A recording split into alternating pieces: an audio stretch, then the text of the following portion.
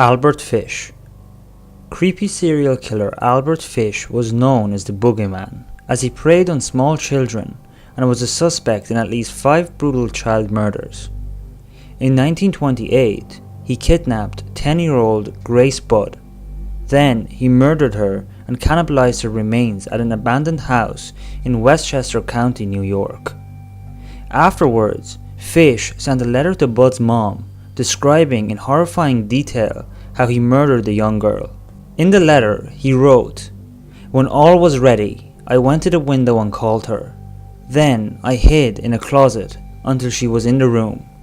When she saw me all naked, she began to cry and tried to run downstairs. I grabbed her and she said she would tell her mama. How she did kick, bite and scratch. I then cut her in small pieces so I could take my meat to my rooms, cook and eat it." The letter became the downfall of Fish, as police were able to trace the killer from the unique branding on the envelope he had sent. Gary Ridgway. Gary Ridgway became known as a Green River Killer after he confessed to murdering 48 sex workers and runaways in the state of Washington during the 1980s and 1990s. Ridgway said, "I picked prostitutes because I thought I could kill as many of them as I wanted without ever getting caught." In 1984, he wrote a letter about the murders titled "What You Need to Know About the Green River Man" and sent it to the Seattle Post-Intelligencer. In disturbing detail, the killer wrote about the necrophilia and cutting off the fingernails of victims before signing off as Count Fred. Police claimed that it was a brazen attempt to throw off investigators. At the time, they did not follow up on this key evidence. Ridgway's game of playing cat and mouse with the police finally came to an end in 2001 when DNA evidence connected him to the murders. He was spared the death penalty as a part of a plea bargain where he disclosed the locations of the missing bodies. His plea bargain raised his murder convictions to 49. The Axman of New Orleans.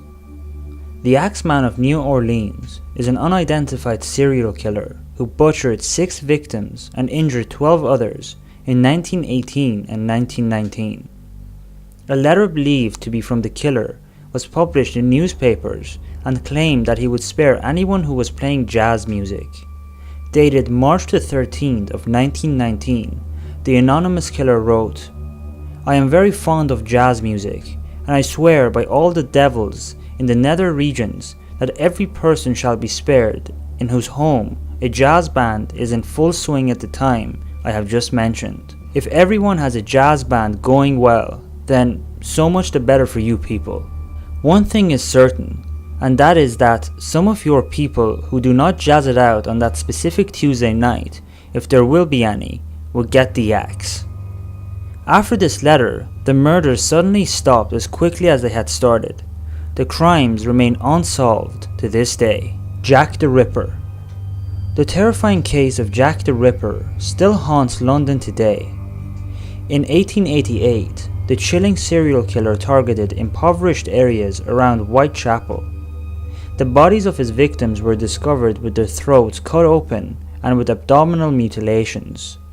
On September the 27th of 1888, the Central News Agency received this letter, which they believed was a hoax.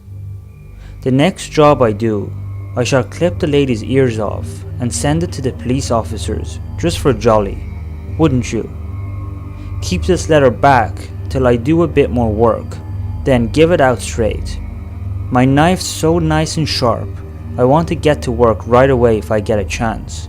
Good luck. Yours truly, Jack the Ripper." 3 days later, a double murder took place. True to his words, the Ripper cut a portion of the earlobe off his victims.